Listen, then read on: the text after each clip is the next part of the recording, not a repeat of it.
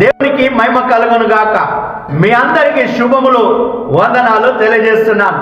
ఈరోజు దేవుని యొక్క వాక్యం ఆదికాండం 2వ అధ్యాయం 13వ వచనం.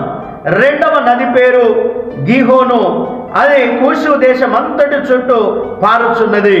ఈ వాక్యం ద్వారా దేవుడు మనకు నేర్పిస్తున్నటువంటి పాఠం, నది పేరు అనేటువంటిది చాలా ప్రాముఖ్యమైనటువంటి విషయం.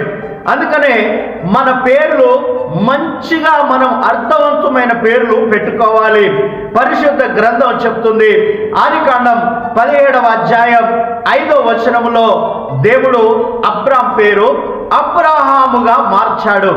దేవుడైన యెహోవాయే అబ్రాముగా ఉంటే, ఇదిగో నేను నిన్ను ఆశీర్వదించలేకపోతున్నాను, నీకు పిల్లలు కలగలేకపోతున్నారు, అందుకనే నీ పేరు మార్చాలి అని చెప్పేసి సర్వశక్తిమంతుడైన దేవుడే అబ్రాం పేరు అబ్రహాముగా, నీవు అనేక జనములకు తండ్రి అవుదు అని చెప్పి మార్చిన వెంటనే 21వ అధ్యాయములో ఇస్సాకు అబ్రహాముకు జన్మించాడు.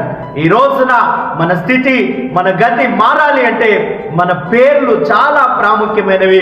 అవి మార్చబడాలి, అవి అర్థవంతంగా ఉండాలి, దేవునికి ఇష్టమైనవిగా ఉండాలి. దేవుడి వాక్యం ద్వారా మనల్ని, మన కుటుంబాన్ని దీవించి ఆశీర్వదించును గాక. సబ్స్క్రైబ్ చేయండి, లైక్ చేయండి, షేర్ చేయండి.